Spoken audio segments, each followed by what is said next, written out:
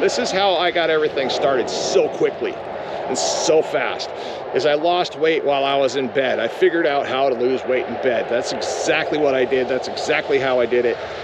I didn't really worry about what I was eating for my one meal, or if I was eating my one meal. When I started doing 24-hour fast, it wasn't a big deal. Hey guys, I want to welcome you back to week 21 of this amazing weight loss journey.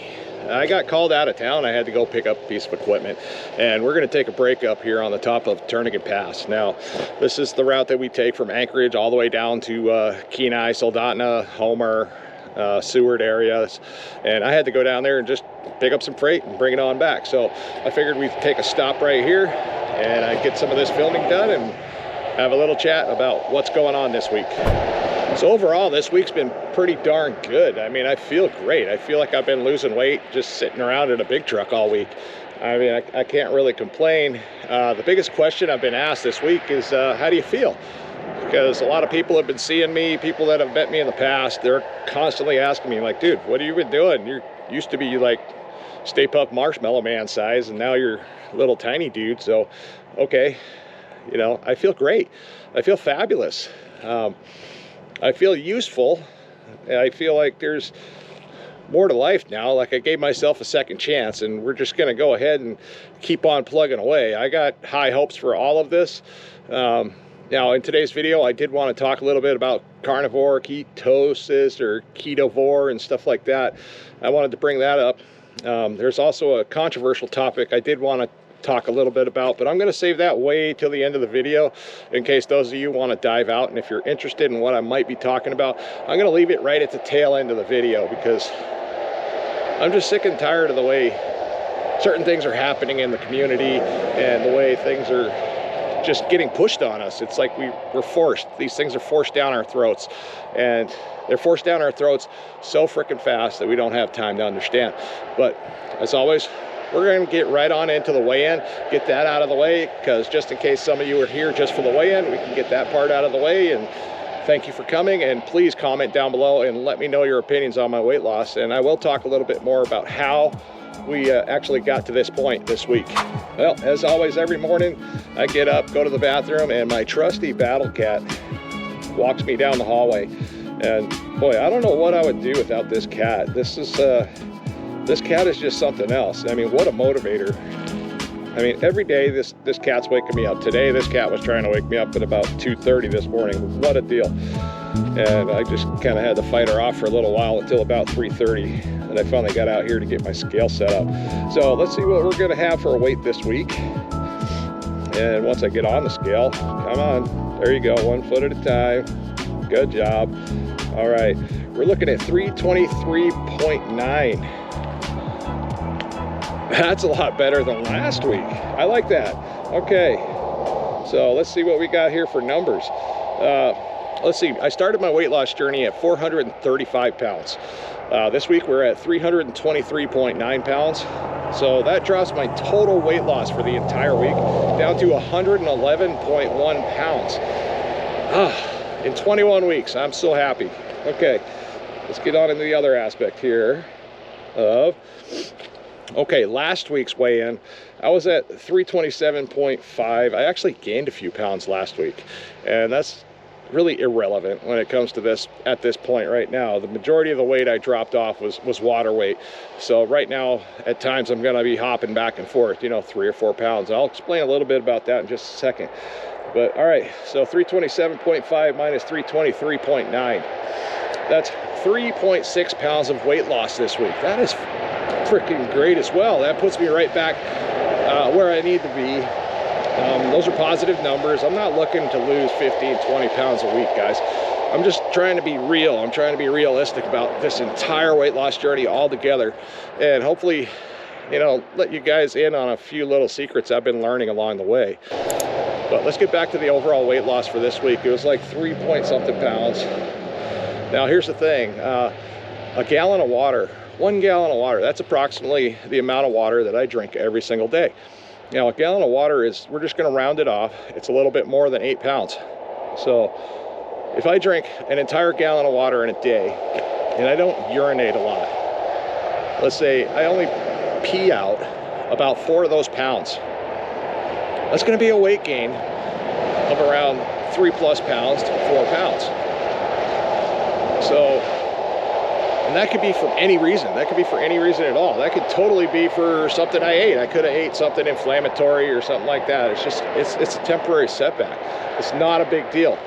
You know, what I'm looking for here is the long-term goals, the long-term side effects and stuff like that of what I'm actually doing to myself. Now, when I give people advice, my wife gets really mad at me sometimes when we talk about this stuff, because I remember what it felt like to try to give up carbs and stuff like that. It made me angry. I looked at carbs like, I'm gonna miss you. I mean, I'm sorry, pizza, I really love you, but I'm not gonna be able to eat you anymore. But that's not the main point of all this. The main point is, in order to lose weight, I needed to just take that stuff, the pizza, the carbs, the bread, you know, the burger buns, hot dog buns and stuff like that. For right now, we're just putting them off to the side. We're just gonna set them over here for a little while and potentially revisit some of those later, because I like burger buns, I like taco shells, other things like that, burritos. I mean, yeah, I love burritos. You make me a burrito, I'm gonna eat it right now. I promise you, I'll eat it. I don't care what kind of shell you use or wrapper. I'm gonna eat it, and I might even take a bite of the paper while I'm at it. All right, let's get back to the skinny of things. This week, let's see, what did I eat? This week I mainly ate the majority of you know, wild food here. I ate a lot of moose meat. I ate reindeer sausage, for instance. I grilled up some moose steaks on the grill, and I believe I have an image of that we'll put up here in just a second. Let's see, and a couple days later, I took some of that moose steak, the leftover moose steak, I chopped it up. I chopped up some reindeer sausage. I added about 6 or 7 eggs, just tossed it right in the pan and scrambled them all up and put them in a big giant, like a noodle bowl. Something you would eat like ramen noodles out of. I mean, this is a big trough. So this is like all 90% protein. Everything in there is protein. There are some fats in there that come out of the reindeer sausage and some natural fats out of the moose meat, stuff like that. But there's a ton of nutrition in those eggs. I mean, I love eggs. I love eggs for many reasons, besides just the fact that I like eggs even before I learned anything about eggs. I just love them. So I just want to constantly be eating eggs all the time.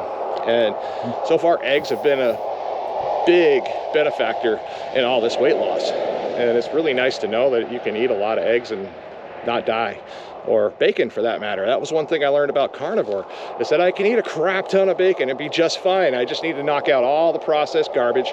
And yeah, I can eat yummy bacon all the time and be pretty healthy. Don't have to worry about cholesterol. Another thing I did want to talk about was sicknesses and stuff like that. Since I started losing weight at a dramatic pace, I'm not near as sick as I used to be. The kids, now I have young kids that are going to school. My daughter just started kindergarten. My other daughter, she's in like 1st or 2nd grade. And forgive me for not knowing exactly, but I believe she's in 1st grade. And my son, he's in high school. So they're constantly getting into stuff. They're constantly bringing stuff home. And no matter what, I get sick. And this time, since I lost all the weight, I don't get sick in the same way. Let's see, a couple weeks ago, my daughter brought home a cold or a flu or who knows. I was sick for less than 24 hours. Now this week I've been sick for, 3 or 4 days now, but it's really mild in comparison to all my other friends that got this same disease, whatever it is. My wife got it.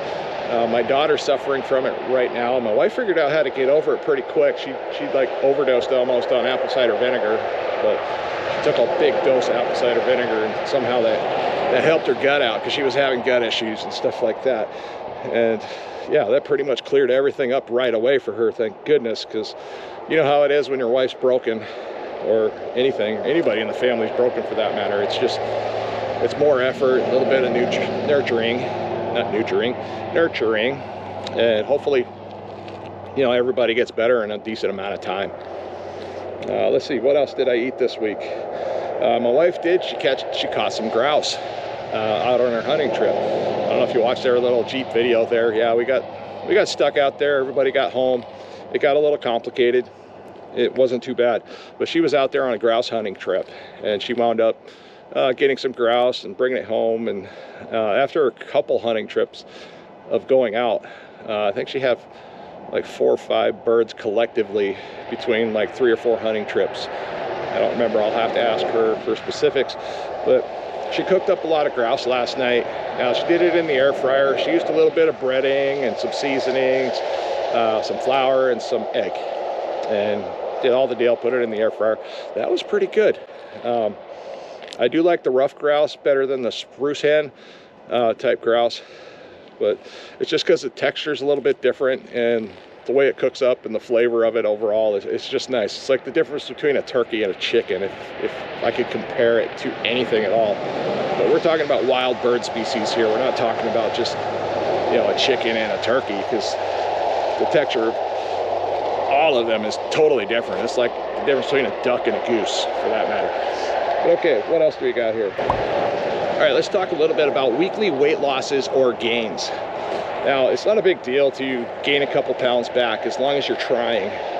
You're actually actively trying each week to either, some people are actually trying to gain weight. They're trying to gain weight from bodybuilding and stuff like that.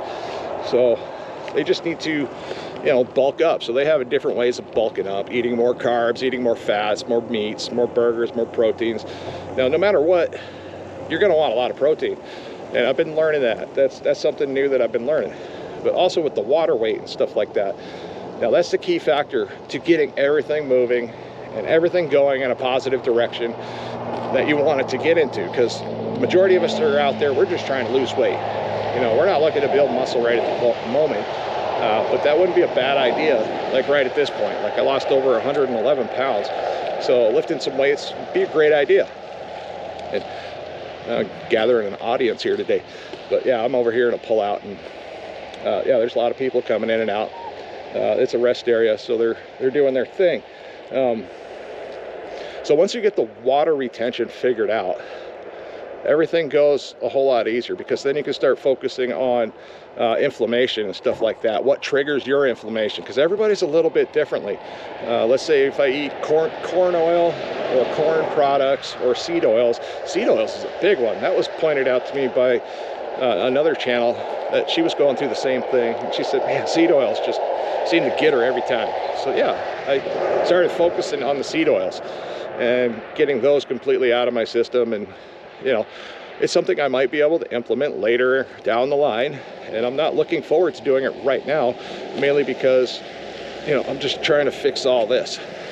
And another positive is, I noticed last night when I was taking my socks off that my feet are starting to correct themselves. You know, I might have talked about this earlier. When you're 435 pounds and your feet are pressing on the ground and you're walking around, it messes up the pads of your feet, and they start to morph and they get weird, funny shapes. Now that I've lost enough weight, they're actually starting to correct themselves, and they feel extremely comfortable in shoes. So, I mean, Bill Knott, if you're listening, you got stuff to look forward to, man, and I hope to talk to you at some point in this journey here, because we do live in Alaska. It would be nice to bounce ideas off of each other. Hey, who knows, potentially make a video together. Yeah, Bill, I'm calling you out, man. But anyways, I love your videos, and I continue to follow you, and I think you're doing a wonderful thing by trying to get this all figured out for yourself, and I support you 100%. Let's see. Oh, this is a great one. You know the eat less, move more movement? That crap? Okay, eat less, move more. Well, in theory, that makes a lot of sense, right? Eat less, move more. Okay, move more how? And man, there's been a lot of bugs out here, and it's getting cold. But eat less, move more. Makes sense. It's common sense, right? But they really don't tell you how. They don't tell you what kind of movement you need to do and stuff like that. Like, all right, if you wanted to lose weight, eating less and moving more, you're going to need to do basics, at least basics, which is walking. Basically, just walking from here to over there, over that way. See, from here to over there. All right. Now you're going to have to eat less, but eat less of what? Eat less broccoli? Eat less pizza? Ooh, maybe pizza. But you see what I mean? They just come at you like these dietitians and these health guys. They're all sponsored. They got all kinds of special powders they're trying to push on you. I'm not trying to push any of that stuff on you ever. I'm never going to push that stuff on you guys. I mean, if there's ever a product that I might endorse, it's because I've actually used it and purchased it with my own money. It wasn't just sent from somebody across the country and given to me to use in however fashion I need to use it. I hit the little microphone button, so now I basically just wrote down everything that I was talking about, and that's really annoying because that screws up my notes completely. Okay, we're going to start talking about addictions and how addictions play into the role of the cult-like environment when it comes to talking about things like carnivore, ketovore, keto, being a vegan, being a vegetarian. Have you noticed over the years that all of these things tend to turn into a cult, and they turn into a cult very fast? It's like, oh, you ate a vegetable, how dare you, you're not a carnivore, we can't have you associated in our crowd. Well, if you're like that, I don't like that. I don't like that at all. And I don't promote that type of behavior because everybody needs to learn this stuff. I mean, just because you might have had great luck with a keto type lifestyle doesn't mean I can't go out and eat meat. Or just because you had great luck being a vegetarian doesn't mean I can't go out and eat breads and stuff like that, or meats. I mean, I'm not doing anything wrong here. And the same goes for being a carnivore. You know, I can practice carnivore and also practice eating vegetables at the same time, because you can easily get the benefits out of both. If we look at all of the advice given to us, we're constantly being told everything is poison, nothing's good for you, you shouldn't eat meat because you're killing an animal, GMO products, stuff like that. You shouldn't eat vegetables because they're pissed all over with freaking pesticides or, you know, other ingredients you shouldn't be eating. You get where I'm going here? I mean, we're talking about eggs. How long did we listen to eggs? High cholesterol, don't eat eggs, they're going to kill you, they're going to give you a heart attack. Well, guess what they do for patients that have muscle injuries? They feed them approximately 30 to 31 eggs to rebuild the muscle. 30 to 31 eggs a day to rebuild the muscle. Now, I've done 30 eggs in a week. I've done 60 eggs in a week. I've never done 30 eggs in a day. That seems absolutely insane. I'd have to eat them 23 different ways in order to make this work.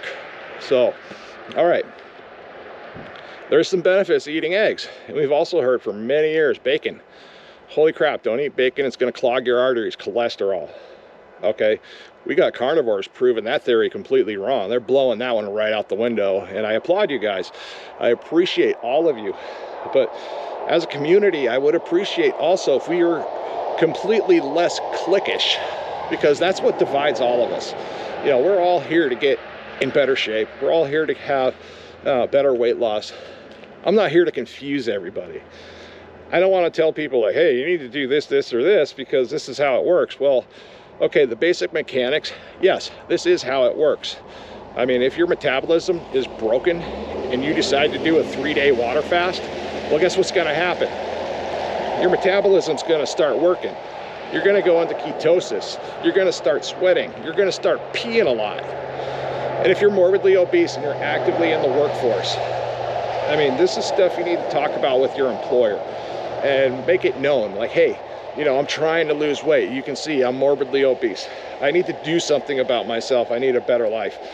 And so either you're going to have to do one or two things. You're going to have to talk to your employer and explain what's going to happen, because what's going to happen next is you need to drink a lot of water. 1 ounce of water per half of your body weight. So if you're 200 pounds, 100, then you take the 100 and you just turn that into ounces. So you need to drink 100 ounces of water. Okay, and then you're going to be peeing a lot more. You're going to have to make bathroom breaks, like every hour, hour and a half. Sometimes, if you're lucky, you can stretch it out to 2 hours. I'm not that lucky. I'm lucky to go 45 minutes to an hour before I have to urinate, and it's quite annoying, especially when I'm feeling good and I just want to keep running around in circles in my truck. So, yeah, that's something you're going to have to consider, is that you're going to pee a lot, all the time.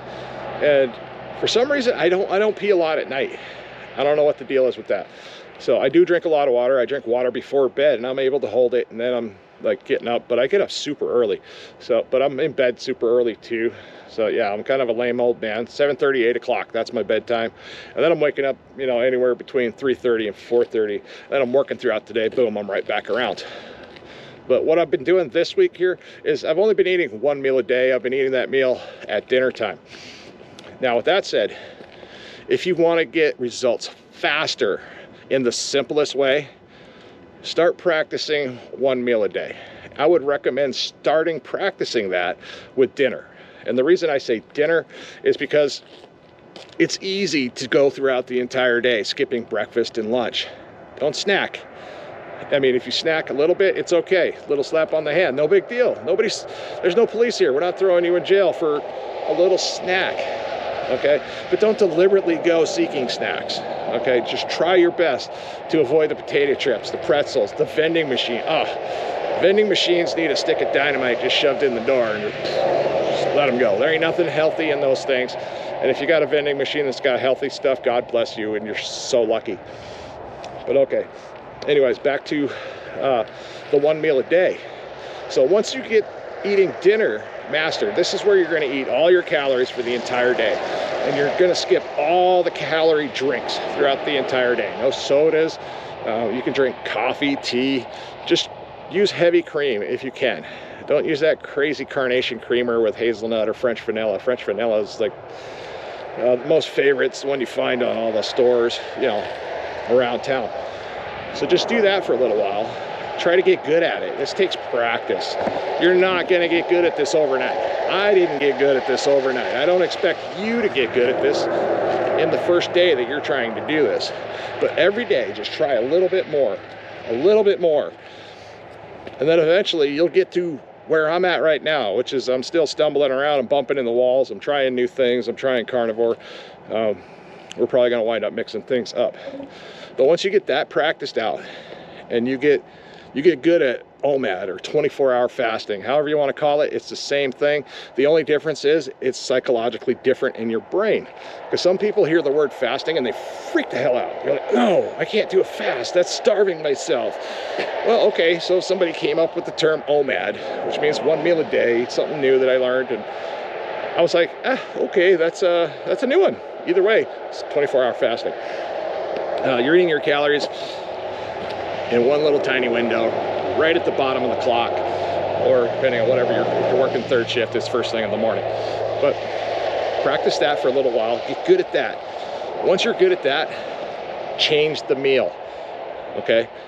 And by changing the meal to either breakfast or lunch, what you're going to do is you're going to have your body in ketosis at night. So the most benefit that you could possibly get out of it, this here, is eating breakfast, skipping lunch, skipping snacks, skipping high-calorie drinks throughout the day, and then jumping right into ketosis when you go to bed. You see what I mean? Okay, because the longer you go without eating, and then you're going to have all that time while you're sleeping. This is how I got everything started so quickly and so fast. Is I lost weight while I was in bed. I figured out how to lose weight in bed. That's exactly what I did. That's exactly how I did it. I didn't really worry about what I was eating for my one meal, or if I was eating my one meal. When I started doing 24-hour fast, it wasn't a big deal. I wasn't heartbroken. Well, actually I was. I was a little heartbroken a couple times when I ate some pizza at one of my workplaces. It was a pretty big deal. And yeah, I was kind of emotional about that, but that's okay. I mean, I got over it. And when you're a male and you're morbidly obese, something that was pointed out to me by a really good friend, he said, you know, you were the only real big fat man I know that wasn't hormonal with me, because all the other ones, I guess, were just really hormonal with them. So that made me sit down and reflect. And I'm like, okay, let me see here. Was I hormonal or was I not hormonal? And my answer would have been, yes, I was. I just wasn't hormonal towards this guy. I mean, he was neutral. He thinks a lot like me. He loves conspiracy theories. You know, we talk a lot about, you know, what's going on in the government type stuff that you just can't really talk out loud about anymore, because, you know, it just offends it, because everybody's offended by everything.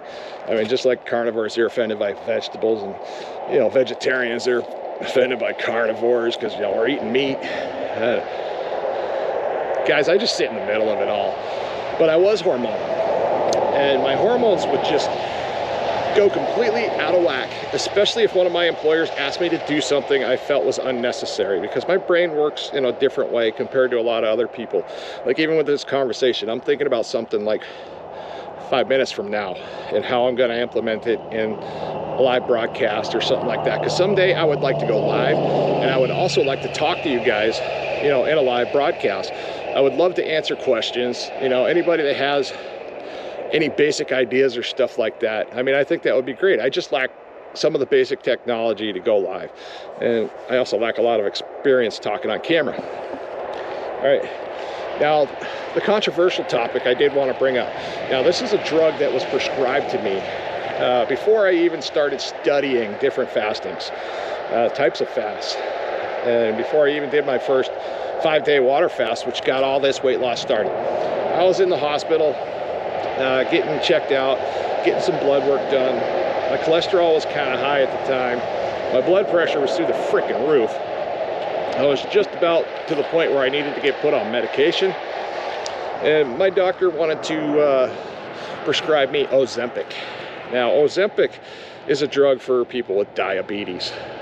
I was obese. I was fat as heck. I had all kinds of freaking problems going on, and they wanted to give me this is like a shot. It's a shot. You got to keep it in the fridge and you got to shove it in your belly. Ridiculous. Okay, for one, I wasn't diabetic. Even though I was fat, I wasn't even pre-diabetic. I was actually in really good health, considering, you know, I had a little bit slightly high cholesterol. My LDLs were a little off, but my blood pressure was the biggest concern, especially for being a CDL driver.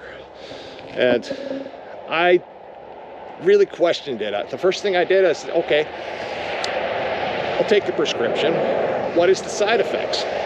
So we got the prescription written out, and there really wasn't any information they were able to give me. I don't know if they even knew. And my next question was, okay, what or how long has this drug been on the market? And it was pretty new. It was pretty new on the market. That scares me. Anytime there's a drug given out for, let's say, either quitting smoking. I've done that one too, Chantix. One of the side effects of Chantix is suicidal tendencies. I got that one. I had to quit Chantix because of suicidal tendencies, even though it helped me quit smoking at the time. Didn't want a cigarette, didn't want anything to do with it, but I was reckless as all get out. Especially when, you know, driving a big truck on an icy road. I just didn't care. I was just driving. I was driving and didn't care. Okay, so anyhow, the Ozempic, I got it home. I started researching a little bit online. Now, I'm not digging like to look for problems with this stuff. I'm just trying to find out, okay, is this something that I should be taking, or is this something that shouldn't be taken at all? So what I did is I got online, I found some information, and I'm looking for the pros and the cons of this as well. So I'm not just looking at the negatives, I'm also looking at the positives. But okay, but how do the positives get there? Am I going to have to take this drug for the rest of my life? And the answer to that is yes. Ozempic is kind of a lifetime drug. Now, there is talk about some trials of actually trying to wean people off Ozempic and having successful results. But what normally happens, and what has been happening, because there's a lot more reports out there about Ozempic going completely off the rails, especially when people can't afford to buy it. Now here, for me, if I were to pay cash for it, I could probably buy it for around $500. Now, other people on insurance, they're paying around $1,500 for Ozempic. That's what their insurance company is paying, because, yeah, the freaking prices are all jacked up and our whole system is screwed up and upside down. It's not about you being healthy anymore. I mean, even having a dramatic weight loss with Ozempic, it has nothing to do with you being healthy. It has to do with them giving you stuff, making money with it, and then they can walk away. You know, just like what happened with the CPAP deal with Philips Respironics. They screwed everybody. I mean, they had, you know, carcinogenic foam in the airway of their CPAPs. It's just trash. So, and now Philips is just giving out crappy machines again with a different type of foam that just has different type of issues. And I quit it, Philips, if you're listening. Just stop making CPAPs, get out of the medical industry. You guys should be sued and shut down. But okay, back to the Ozempic. yeah, so after I did some research and I found out that it actually like doubles your fat cells. It reduces them, but it doubles them. So if you should happen to get off Ozempic, then you're gonna actually be stuck potentially getting twice as fat after Ozempic. So that doesn't sound like a great thing to me. Surgery, injections, wish away drugs. I mean, there's better ways of doing that, and that's what I'm here to prove, is that there's better ways of doing that. I could have gone out and I could have got whatever that is with your gut, where they just cut out a bunch of intestines or part of your stomach or put a rubber band on it. Didn't sound like a great idea. Didn't know if I liked the idea of somebody probing around on the inside of me and doing stuff. And I applaud those of you that have had dramatic results. I do know some people personally, they've had great results with that. And I applaud you.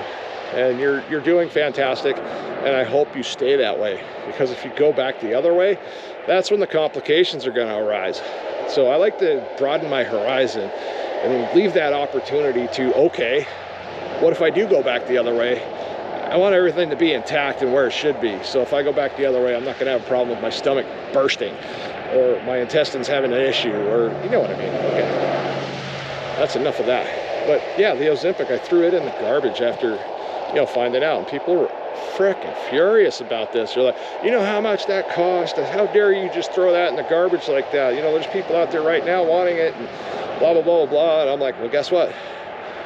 There's been a problem on the market with Ozempic. If you haven't heard already, they're having shortages, and people are running out of Ozempic. And it's supposed to be lifetime type drug, and apparently 7% of the population is now taking Ozempic. What is wrong with you people? Okay, I mean, it's the lazy man's way out, and I'm about as lazy as you can get. I am seriously about as lazy as you can get. I'm the fat man. I drive the big truck. I live in Alaska. I don't get out. I don't exercise much. I don't do much of anything for anything or exercise. I'm more active now, but that's all because of the weight loss, and I can actually do stuff and work on my cars and stuff like that. But man, just stay out of the wish away aisles and stay away from the doctors pushing stuff. I mean, it's horrible. It's horrible news. Stay away from the weight loss powders, the weight loss pills, anything like that. I mean, didn't we learn our lesson like over the last 20 years when we watched all of these medicines come out and people were dying of heart attacks? Then there's all these energy drinks coming out. Promotes weight loss. Well, of course it does. It also gives you a heart attack, and potentially like hypertension and all kinds of other nonsense you don't want. It ruins your pancreas, your kidneys, your liver, everything, your intestines. And yeah, I guess we just never learn. But all in all, guys, I really do care about you, and I hope you enjoyed the view back here. It's been a lovely day up here on the top of the mountain. I do have to get down and park this truck, go home for the day, and hopefully buy some more clothes, because these clothes are just absolutely huge. But yeah, seriously, I mean, check out these clothes. These clothes are getting extremely huge, and they're actually kind of dangerous to work in because they're just so big now. See these pants? This is how much room I have inside these pants now. I mean, that's crazy. There's tons of room in there. Like, all right. But yeah, you see what I mean. Gotta buy some new clothes. So as always, please comment down below. And I'm one of the few YouTubers, I make it a specific point to go out and actually respond to every single comment I get. And I really hope I can keep that up, because it does take up a lot of time during my week. And I love talking to everybody. The responses you're getting are straight from me. There's nobody else managing any part of that. This is a small YouTube channel. We're trying to keep it that way. I mean, it is what it is. We're not making any money. We're not trying to make any money off it. We're not trying to make any money off of you right now. So just hopefully enjoy the journey and be part of the journey, because I want to hear about your weight loss journey too. Okay, guys, until next time.